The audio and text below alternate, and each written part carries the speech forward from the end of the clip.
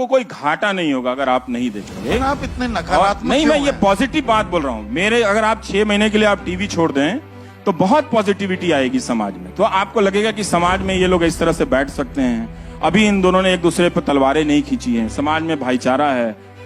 मैं इसलिए कहता हूं कि टीवी को नहीं देखना चाहिए। टीवी आपको दंगाई बनाने लगे, उस तरह की भाषा का इस्तेमाल करने लगे, झूठ फैलाने लगे, सरकार से ना पूछकर आपसे पूछने लगे, तो इसका मतलब है कि वो टीवी नहीं है। वो प्रेस के नाम पर कमाई गई विश्वसनीयता का इस्तेमाल करके नागरिकों के अलग अलग समूहों को अलग अलग समय में उसको खारिज करता है। मीडिया साष्टांग हो गया है, खत्म हो गया है। वो पहले खत्म हो गया था 2014 के पहले तो वो तालिबान आ गया, तालिबान चलता था हर चैनलों पे। एक चैनल पे दिन रात चलता था कि 2012 में दुनिया खत्म हो गई है ना। और कोई एंकर भूतों के यहाँ चले जाते थे खंडर में कि भूत खोज रहे हैं रात को। अभी भी खोज रहे हैं। वो अभी भी खोजते हैं। मैं तो अब टीवी नहीं। मंथन में आपका स्वागत है और हम मीडिया का भी मंथन कर रहे हैं, जो ये तथाकथित चौथा स्तंभ है, चौथा खंबा है जमहूरियत का, लोकतंत्र का। और इस पर बात करने के लिए आज एक खास मेहमान मेरे साथ हैं। वो किसी परिचय के मोहताज नहीं है, आप सब लोग उनसे भली भांति वाकिफ हैं। रवीश कुमार हमारे साथ। Thank you Sandeep, thank you. तो आज रवीश कुमार से हम बातचीत करने वाले हैं इस चौथे खंबे की, चौथे स्तंभ की। मैंने तथाकथित शब्द इस्तेमाल किया। मैंने कल भी कहा था ये दरक रहा है, ये चर्चा पुरानी हो गई है। ये खंबा है भी या नहीं, इस पर भी चर्चा करना अब जरूरी हो जाता है।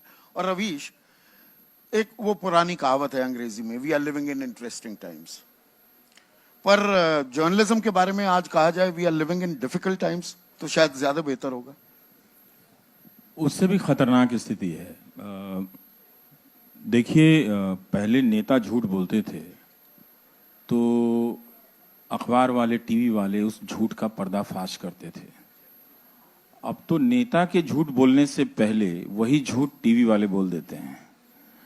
और जब आप झूठ बोलते हैं, जब आप वायलेंस फैलाते हैं और अपनी भाषा में हिंसा का, एक्सक्लूजन का, दूसरे समुदायों को अलग करने का, असहमति रखने वालों को लिबरल, टुकड़े टुकड़े गैंग बताने का, देशद्रोही बताने का, इन सब मुहावरों का इस्तेमाल करते हैं, तो आप क्या कर रहे होते हैं? आप धीरे धीरे नागरिक को उसके नागरिक बोध और नागरिक अधिकार से बेदखल कर रहे होते हैं। उससे आप स्टेटलेस बना रहे होते हैं। जबकि हमारा आपका काम यह है कि हम नागरिक को सही सूचनाओं से इतना एम्पावर करें, निर्भीक सूचनाओं से इतना एम्पावर करें, सशक्तिकरण करें उसका, कि उसका अधिकार बोध, नागरिक बोध बड़ा होता जाए, मजबूत होता जाए और सचमुच लगे कि स्टेट जो है उसका सेवक है, उसका मालिक नहीं है।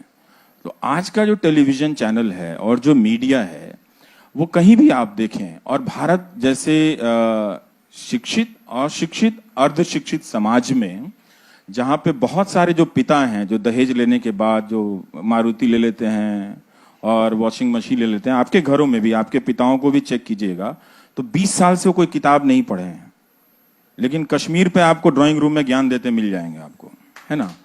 तो अपने पिताओं को चेक कीजिए घर में, बहुत खतरनाक स्थिति में हम पहुंचते चले नहीं, जा रहे हैं। आजकल संविधान की बड़ी दुहाई दी जा रही है रवीश। तो मैंने एक राष्ट्रीय प्रवक्ता से पूछा कितने अनुच्छेद हैं, कितने आर्टिकल हैं, प्रियम्बल पढ़ के बता दो, तो नहीं पता था। नहीं पता रहेगा। हाँ। क्योंकि हमने संविधान के हिसाब से नागरिकता का निर्माण नहीं किया। शपथ तो हमने ली थी कि हम सब कुछ संविधान के हिसाब से करेंगे, व्यवस्था का भी निर्माण करेंगे और नागरिकता का भी निर्माण करेंगे, लेकिन नहीं कर पाए। बहुत लोगों ने तो अपनी जिंदगी गुजर गई, लेकिन संविधान की किताब अपनी आंखों से या स्पर्श करके नहीं देखी है। आप मीडिया के हिस्सा हैं, आप एक चैनल के मैनेजिंग एडिटर हैं, सार्वजनिक मंचों से आप कहते हैं कि टीवी देखना बंद कर दो। हाँ, वो तो बहुत सारे लोग कहते हैं बेहतर करो या टीवी देखना ही बंद कर दो। वो दोनों है। आप अगर मेरा प्रोग्राम देखें तो मैं टीवी को बेहतर ही कर रहा हूँ, क्योंकि ज्यादातर लोग जब मेरे बारे में बात करते हैं तो सोशल मीडिया में IT सेल ने जो धारणा बनाई है उसके रिस्पॉन्स में करते हैं। लेकिन आप मेरे प्रोग्राम के बारे में बात कीजिए ना, कि उसमें किस तरह का प्रयोग किया है। कि आज के ही समय में आप देखिए कि 30 मिनट की कमेंट्री चल रही है, उसको यूट्यूब में ही 1-1 मिलियन 2-2 मिलियन देख रहे हैं। मैं इसलिए कहता हूं कि टीवी को नहीं देखना चाहिए। टीवी आपको दंगाई बनाने लगे, उस तरह की भाषा का इस्तेमाल करने लगे, झूठ फैलाने लगे, सरकार से ना पूछकर आपसे पूछने लगे, तो इसका मतलब है कि वो टीवी नहीं है, वो प्रेस के नाम पर कमाई गई विश्वसनीयता का इस्तेमाल करके नागरिकों के अलग अलग समूहों को अलग अलग समय में उसको खारिज करता है और उसको कमजोर बनाता है। तो आप ऐसे टीवी को देखना चाहते हैं और आप एक प्रक्रिया के तौर पर देखिए कि इसमें क्या कंटेंट है। हर टेलीविजन चैनल से अब रिपोर्टर की बैटरी गायब है। हम जब फील्ड में थे तो हमारा कंपटीशन अच्छे रिपोर्टर से होता था, उसका चैनल चाहे जैसा भी हो, नंबर 1 है या 2 है या 10वें नंबर पे है, लेकिन फील्ड में घूमने वाला आदमी बेहतरीन रिपोर्टर को रिकॉग्नाइज करता था। उसका एक सेल्फ रिस्पेक्ट होता था। सैलरी भले उसकी कम है, वो लोकप्रियता भी नहीं है, लेकिन अपने स्किल से जाना जाता था वो। अब आप कहां रिपोर्टर है? रिपोर्टर की फौज गायब कर दी गई है। गैर रिपोर्टर की सेना के क्या आप ऐसे किसी पत्रकारिता की कल्पना कर सकते हैं जिसमें समृद्धि हो किसी प्रकार की? क्या उसमें सूचना की समृद्धि आ सकती है? मुझे तो नहीं लगता है। अब आप 5 एंकर के भरोसे कर रहे हैं और आप उसको स्टार बनाते हैं। हाँ, ये आ गए, फलाना आ गए, वो आ गए, फूफा आ गए, मौसा आ गए। हाँ, लेकिन वो कितना कुछ जानता है? वो नहीं जानता, उसके पास सूचनाएं नहीं है। तो जिस वक्त, जैसे दिल्ली का ही आप उदाहरण ले लें, तो दिल्ली में दंगे हुए, तो इस वक्त दिल्ली राजधानी, आप सोचते होंगे कि ये मीडिया का कैपिटल है। हाँ, लेकिन आप देख लीजिए क्या रिपोर्टिंग है, बहुत कम रिपोर्टिंग है जिसमें जवाबदेही फिक्स कर पाया आप। यही दंगा हो गया, 3 दिनों तक पता ही नहीं चला कि कौन शुरू किया, क्या हो रहा था। तो इस राजधानी की बात, ये इसलिए हुआ कि रिपोर्टर का तंत्र ध्वस्त हो गया है। एंकर को एक लाइन का टॉपिक चाहिए होता है और 4 गेस्ट आते हैं, और उसमें वो गेस्ट अगले दिन आपको नाली पे भी आता है, अगले दिन पानी पे भी आता है, फिर पाकिस्तान पे भी आ जाता है। उसकी भी अपनी एक सीमा है। तो अगर आप उन कार्यक्रमों को देख रहे हैं तो विश्लेषण कीजिए कि आप कितना जानते हैं। तो हम इंफॉर्मेशन सीकिंग और रीडिस्ट्रीब्यूटिंग मीडिया नहीं है, हम नैरेटिव कहीं से उठा रहे हैं और उसको रीडिस्ट्रीब्यूट कर रहे हैं। पर उसका ये कमजोर करता है। एक और पहलू है रवीश, जो आप बात कह रहे हैं वो बिल्कुल आप बजा फरमा रहे हैं। और आजकल जो टॉक शोज, मैं भी एक टॉक शो होस्ट करता हूं, उनके नाम ही अगर आप देखेंगे, टक्कर, दंगल, आर पार, वो तीर चल रहे हैं, भाले चल रहे हैं, और महाभारत, ललकार, ऐसे ऐसे नाम है, पर व्यूअर देख रहा है। नहीं, मैं नहीं मानता कि इसमें व्यूअर का कसूर नहीं, है। ये जो टीआरपी का जो खेल है, टीआरपी आती है, वो भारत पाकिस्तान मैं तो दुनिया का पहला 0 टीआरपी एंकर हूं। आपकी दुनिया में एग्जिस्ट करता हूं, ऐसी बात नहीं है, मैं एग्जिस्ट करता हूं। बात यह है ना संदीप, आप एक और, मैं एक बात कहता हूं, आप अपने दफ्तर में या कहीं भी आप एंकरों की मेहनत देखिए। जब मैं एंकर बना तो 4 दिन में ही कहने लगा कि ये अजीब काम है, इसमें तो सर्फ के भी 250 रुपए बच जाएंगे, क्योंकि कपड़े भी गंदे नहीं होते हैं। मैं कहता ये बढ़िया है यार, ना जीन्स धोने की जरूरत है, ना शर्ट धोने की जरूरत है, चेहरे पे चमकाओ और आके बैठ जाओ और कुछ भी बोलते रहो, है ना। तो उसमें मेहनत नहीं है। तो जिन एंकरों को दिया गया, आप इसको फिजिकली मेजर कर सकते हैं, मैं कर सकता हूं कि वो अपने प्रोग्राम के लिए कितना मेहनत करते हैं। सच बात यह कि कोई नहीं करता है। ये ड्रामाबाजी बंद होना चाहिए। हमने दर्शकों तक सूचना ले जाने के लिए मेहनत नहीं की। मैं अपने ही चैनल की बात बता रहा हूं, मैं अपने प्रोग्राम्स की क्लिपिंग्स नहीं बनाने देता। बहुत रेयर होता है तो वो मान भी गए हैं, उनको समझाया जाके कि नहीं आप मत कीजिएगा ऐसा, क्योंकि मैं अपने दर्शकों से यही कहता हूं कि अगर आपको दर्शक बनना है तो एक जिम्मेदारी का काम है। ये हुले लेले का काम नहीं है कि आधे घंटे के प्रोग्राम में 10 मिनट का क्लिप निकाल के 10 सेकंड का लेके आप उसको वायरल कराते हैं। और आप देख लीजिए कि उसके कोई दूसरे छोटे बड़े क्लिप्स नहीं होते हैं, लेकिन तब भी 1 मिलियन क्लिप्स होते हैं। तो क्या ये खराब है? क्या सारी दुनिया मुझे देख लेगी? नहीं देखेगी, वो पर्याप्त है। नहीं तो YouTube क्या जरिया हो जाएगा? चैनल देखना बंद मैं कर दे, बता रहा हूं YouTube आपको, देखो। वहां पे एक नंबर लिखा होता है ना। टीआरपी का आप भी जानते हैं कि 20,000 मीटर का क्या फर्जीवाड़ा है, वो आपको पता है। उसमें बहुत सारे विवाद है, पर YouTube में एक पता चलता है कि एक नंबर उसमें लिखा रहता है। उसको कोई चैलेंज करे तो वो अलग बात है, पर मेरी नजर में वैसा कोई गंभीर चैलेंज नहीं है। तो फिर मुझे भी बताइए। तो मैं ये कह रहा हूं कि अगर आप दर्शक को हल्का बनाएंगे, आप यही कर रहे हैं मीडिया के जरिए, नहीं गिव एंड टेक होता है।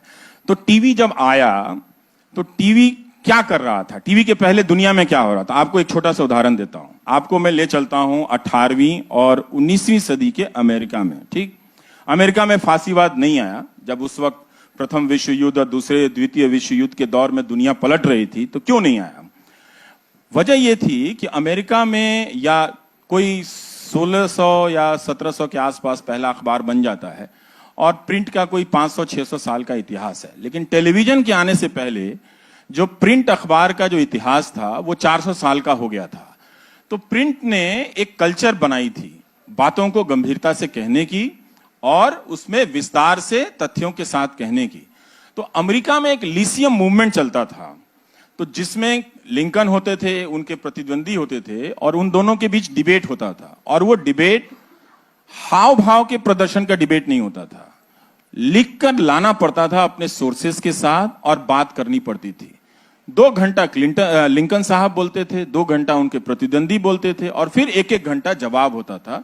और लोग इसके लिए 2-2 दिन तक उस डिबेट को देखते थे। और उस वक्त अमेरिका में ऐसे डिबेट होने वाले, मैं आपको 18वीं सदी की अमेरिका की बात कर रहा हूं, जहां अभी बिजली नहीं आई है, अभी बिजली का बहुत प्रसार नहीं हुआ है, अगर आई है तो वहां पे एक हॉल की बुकिंग होती थी, हॉल नहीं मिलते, 3000 हॉल थे वहां पे। तो अब आपको समाज ही हमने ऐसा बना दिया है, कुछ श्रृंखल समाज होता जा रहा है। कम सूचनाएं होंगी, लोग बेचैन होंगे, बेवजह हिंदू पे, बेवजह मुसलमान पे शक करते चलेंगे और मार देंगे। आपको एक छोटा सा और उदाहरण देता हूं। 1947 के साल में, ये वही देश है ना, वही जमीन है, इन अफवाहों के चलते सभी ने एक दूसरे को मिला के 20 लाख से ज्यादा लोगों को मार दिया था।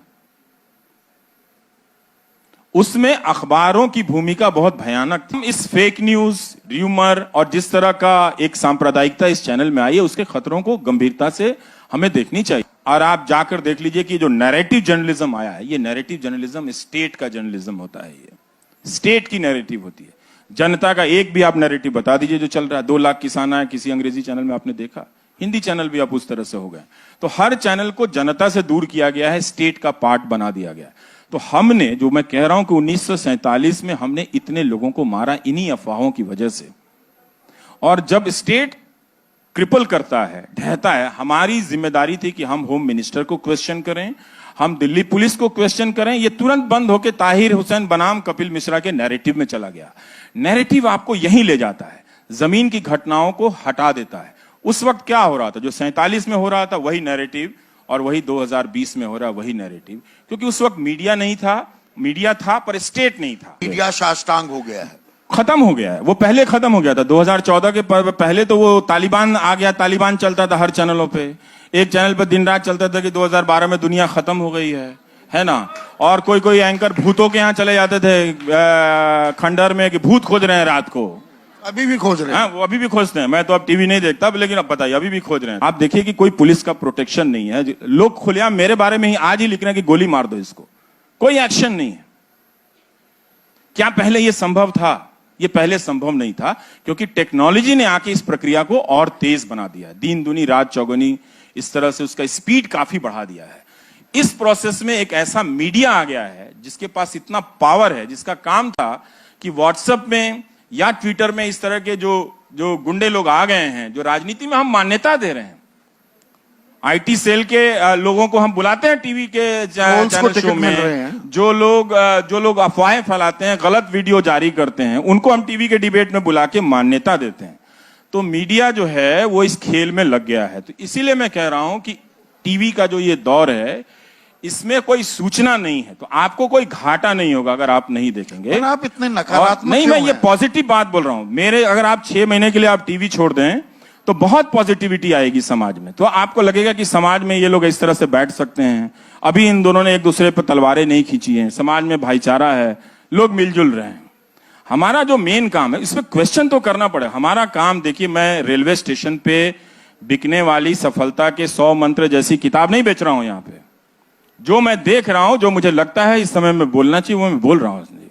ये नकारात्मक बात नहीं है। अपने समय को अपनी समझ से, अपने तथ्यों के साथ अगर मैं बोल रहा हूं, ये सकारात्मक बात है। नकारात्मक इसलिए मैं पूछ रहा हूं, बीजेपी के प्रवक्ता आपके पास नहीं आते, प्रधानमंत्री किसी को इंटरव्यू देते हैं, आप एक ब्लैक बैकड्रॉप में लंबी सी एक तकरीर पेश कर देते हैं। वो नकारात्मक है। वो दुनिया के इतिहास का एक बेहतरीन टेलीविजन प्रोग्राम है। उसमें क्या था? ब्लैक स्क्रीन में वो शोर था, जो आप तथ्यों, तर्कों और सूचनाओं को हटाकर एक शोर पैदा कर रहे थे। उस शोर के खिलाफ वो प्रोग्राम था, उसमें क्रिएटिविटी थी। वो नकारात्मक प्रोग्राम नहीं है।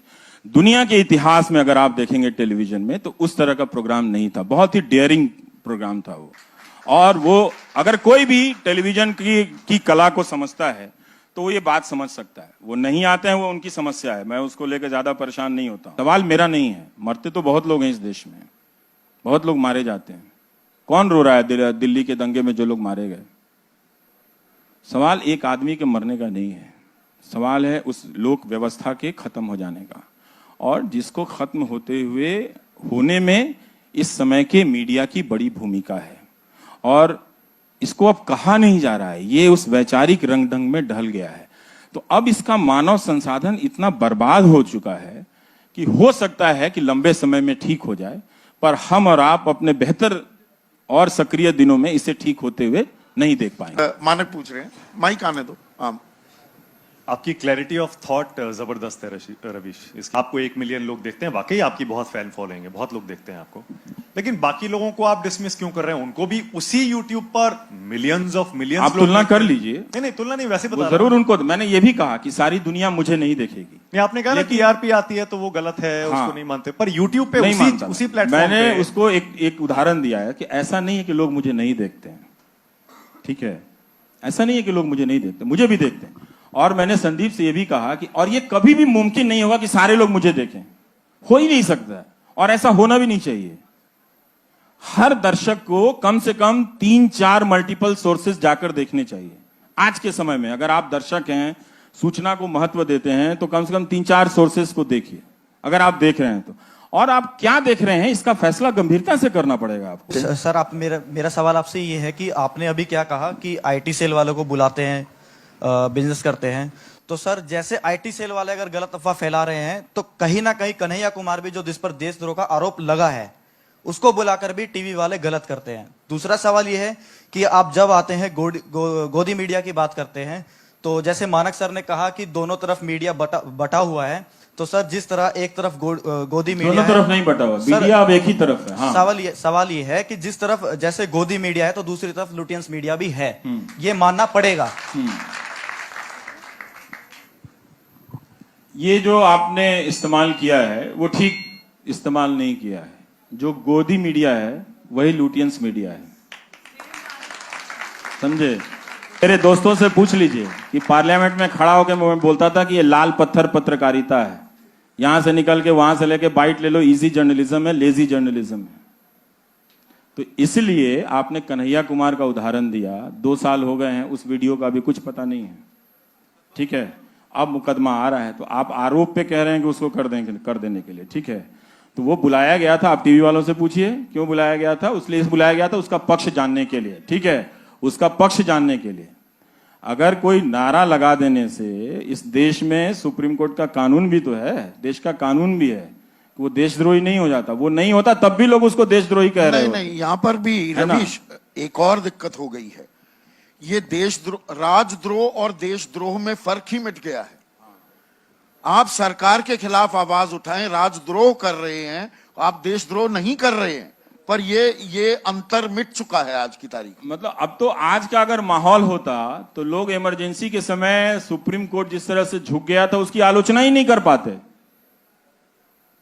आज का अगर माहौल होता तो। लेकिन तब आलोचना हुई थी।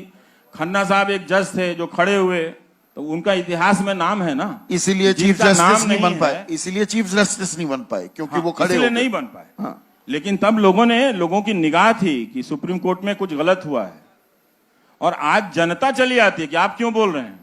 पत्रकारिता की बात हमेशा होती रहती है। आप बताइए हम किस चीज को पत्रकार माने?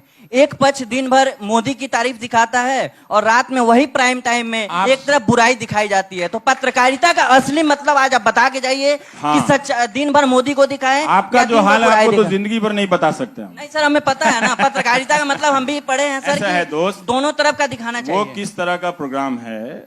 अब ऐसा है कि आप ये भी जानते हैं कि मेरा एक बहिष्कार है, ठीक है ना? नहीं, मेरा बहिष्कार है, नहीं, उससे कोई फर्क नहीं। तो मैं लोकप्रियता के दबाव में अपनी बात थोड़े, ऐसा थोड़ी है कि मैं छोड़ दूंगा कहना। कमाल है। यही चीज तो हमें समझना है कि एक दिन हमको अपने फैन के खिलाफ भी बात करना पड़ेगा। और मैं तो कहता हूं कभी किसी का फैन नहीं बनना चाहिए। आपके गांव कस्बे जहां से आप आए हैं, यूनिवर्सिटियां बर्बाद हो गई हैं, अगर मैं 30 दिन उस पर करता हूं तो उसमें क्या एक तरफा है? किस चीज का एक तरफा है? सर एक क्वेश्चन है सर, आपने पार्टीशन की बात की। जब भारत बना आज़ादी के बाद, ऐसा भारत हमारा विजन बहुत ब्रॉड था। हम गुटनिरपेक्षता की बात करते थे, लेने से ज्यादा दुगना देने की बात करते थे, पंचशील। लेकिन उसके बाद हमने इमरजेंसी भी देखी, कई सारे ऐसे फेजेस भी देखे, ग्लोबलाइजेशन भी हुआ, और आज की हालत हम सब जानते हैं कि एक ऐसा नागरिक भी हम सब विश करते एक कम्युनिटी को देश से बाहर निकालने का। तो सर ऐसा क्या हो गया कि हमारे देश का नेचर ही चेंज हो गया है? हमारा वो ब्रॉड विजन क्यों खो गया है? इतना नैरो विजन क्यों हो गए है सर हम? देखिए, इसके कुछ हिस्से का जवाब टेक्नोलॉजी तंत्र से दिया जा सकता है, एक नया तंत्र जो खड़ा हुआ उससे भी दिया जा सकता है। लेकिन हम लोग ये समझते हैं कि 15 अगस्त 1947 को भारत जिस रूप में आजाद हुआ, जिन सपनों के साथ आजाद हुआ, वो उसी दिन पूरे हो गए। ऐसा नहीं था। डेमोक्रेसी जो है वो कभी भी एक पैकेज प्रोडक्ट नहीं है। वो आज आपने सबने मिलके जिस रूप में बनाया, हो सकता है कल वो खत्म हो जाए, तो आपको रोज इसको गढ़ना पड़ता है। पहले के दौर में हम जाते थे तो चाहे वो किसकी स्टोरी के खिलाफ लिख रहे हो या नहीं लिख रहे हो, उस आदमी को उससे मतलब नहीं था। मतलब ये था कि हमारे दरवाजे पे पत्रकार आया है तो पानी पिलाता था। हर दौर में लोग फिसलते हैं, हर उस दौर के बाद लोग संभलते भी हैं और अपनी तरह से देश को, दुनिया को, समाज को गढ़ते भी हैं। तो कहीं ना कहीं पत्रकारों को भी गिर रहे हैं, गिरकर अब संभलना होगा। वो नहीं संभलेंगे, लेकिन नहीं संभलेंगे भी। वो तो मेरे लिए बहुत अच्छा दिन होगा। थोड़ा ऑप्टिमिस्ट हम रहते हैं। और आपको जो बातें कही रवीश ने, थैंक यू सो मच। आपका